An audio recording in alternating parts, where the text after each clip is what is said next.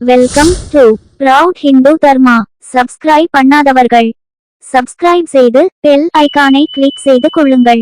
தவறான ஏகாதசி விரதம் செய்ததால் 100 பிள்ளைகளை இழந்தாள் காந்தாரி. கருட புராணத்தில் பிரம்மதேவன் சொல்கிறார், மாந்தாதா என்ற மன்னன் ஏகாதசி விரதத்தை கடைபிடித்ததன் காரணத்தால் 3 உலகங்களுக்கும் எதிரிகளில்லாத அதிபதியாக இருந்தார். எனவே 11வது நாளில், அதாவது ஏகாதசி அன்று இரவு பகல் சேர்த்து விரதத்தில் இருக்க வேண்டும்.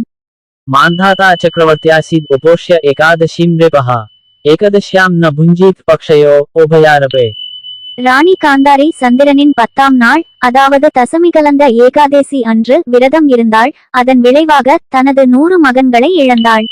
दशमे एकादशी मिश्रा गान्धार्य समुपोषिता तस्याः पुत्रशतं नष्टं तस्मात् तां परिवर्जयेत्. ஏகாதசி கலந்த துவாதசி தினங்கள் ஹரிக்கு உகந்த தினங்கள். தசமி கலந்த ஏகாதசி தினங்கள் அசுரர்களுக்கு உகந்த தினங்கள். ஆதலால் தசமி பிட்சமாக இருக்கும் தினத்தில் ஏகாதசி வந்தால் அன்று விரதம் அனுஷ்டிக்க கூடாது. அடுத்த நாளில் ஏகாதசி பிட்சமாக இருக்கும் தினத்தில்தான் விரதம் அனுஷ்டிக்க வேண்டும். திரையோதசி கலந்த அடுத்த நாளையே துவாதசியாக கொண்டு விரதத்தை பூர்த்தி செய்து கொள்ள வேண்டும். द्वादश एकादश यत्र तत्र सन्निहितां हरिः दशम एकादशी यत्र तत्र सन्निहितो असुरः. बहुवाक्य विरोधेन संदेहो जायते यदा द्वादशी तु तदा ग्राह्या त्रयोदश्यान्तु पारणम्.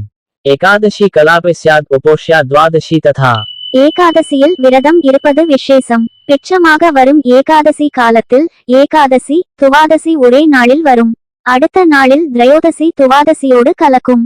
இந்த ஏகாதசியில் விரதம் இருப்பது சர்வபாபத்தையும் நாசம் செய்யும். தசமியில் விரதம் இருக்கவே கூடாது.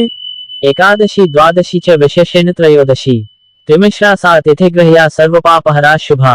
एकादशीम् उपोष्यैव द्वादशीं थवा द्विज त्रिमिश्रां चैव कुर्वीत न दशम्या युतां क्वचित्.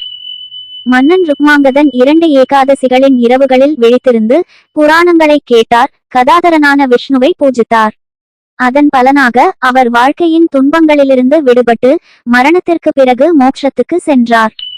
रात्रौ जागरणं कुर्वन् पुराणश्रवणं नृपः गदाधरं पूजयंश्च उपोष्येकादशी द्वयम् रुक्माङ्गदो ययो मोक्षमन्ये च एकादशी व्रतम्. இவ்வாறு கருட புராணம் சொல்கிறது. நன்றி. மீண்டும் இது போன்ற ஆதாரபூர்வமான ஸ்லோகங்களோடு அதன் அர்த்தத்தோடு நாம் சந்திக்கலாம்.